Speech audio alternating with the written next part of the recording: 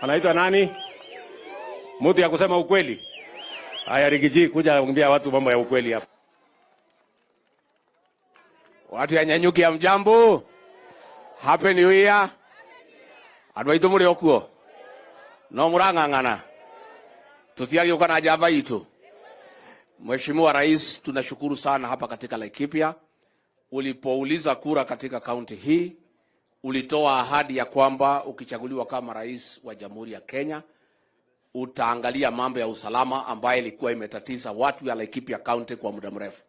Watu walikuwa wanauawa kama kuku, ng'ombe zinaibiwa, wamama wanaangaishwa, na rais, tunashukuru ya kwamba serikali yako imefanya mipango kababe na usalama umeimarika ya kutosha katika kaunti hii, isipokuwa 1 or 2 isolated incidents, na tunajivunia sana ya kwamba tumelegesha usalama katika Laikipia. And I want to congratulate the county security and intelligence team and the county commissioner. Muendelee kulinda watu ya Laikipia ndio wapate nafasi ya kufanya kazi bila kuhangaishwa. Ya pili, rais, tumepata walimu ya kutosha, 56,000 teachers in the country, na wale ambaye pia wamefaidika ni hapa Laikipia. Na rais, kwa hii maneno ya mjengo ya manyumba, tuna kuencourage uendelee ndio hao vijana wapate kazi. Kwa sababu juu ya nyumba kupatikana, watu wapate manyumba zao, hao vijana na wasichana wetu watapata kibarua waweze kupata kazi yao. Na tunataka kumwambia yule contractor amepewa kazi hapa, wale vijana wafanye kazi, ni wale vijana wa area hii wapate kazi kwanza. Na pia tunataka contractor, wewe usiwekee watu pesa mpaka mwisho ya mwezi. Hao vijana wapate pesa yao Jumamosi saa 9 ndio waweze kuendelea. Katigwa adwaito. Katigwa. Na sisi tunataka kusema rais wetu tukiwa area hii ya Mlima Kenya, we made a conscious decision to support your bid for the presidency. Na sio ati kwa sababu tulikuwa tunabahatisha. We had many choices, lakini sisi tuliangalia kiongozi ambaye ako na maono na ako na mpango, na tukakuwa satisfied ya kwamba wewe ndio uko na maono ya kupeleka Kenya mbele. Ile iko ni watu wanataka kutupigia kelele, wale ambaye walikuwa wameharibu uchumi wa nchi hii. Na mimi nilisema pale Kasarani, watu wakasema mimi ni mjeuri. Tulikuta hii Kenya karibu napigiwa kengele.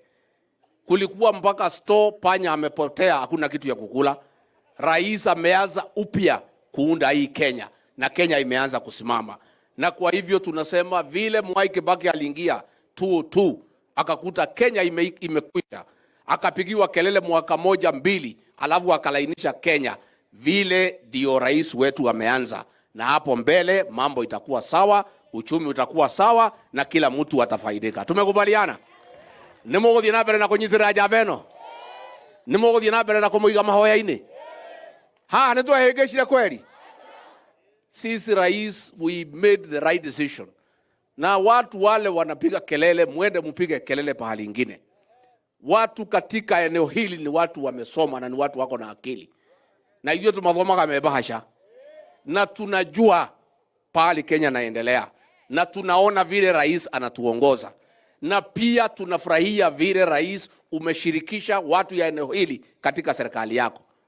Huyu waziri anasimamia manyumba haya ni huyu Wallace Wahome, mtoto wetu ambaye ni shupavu kiongozi, na hii programu inaendelea mzuri. Huyu Profesa Kindiki amesimamia mambo ya usalama.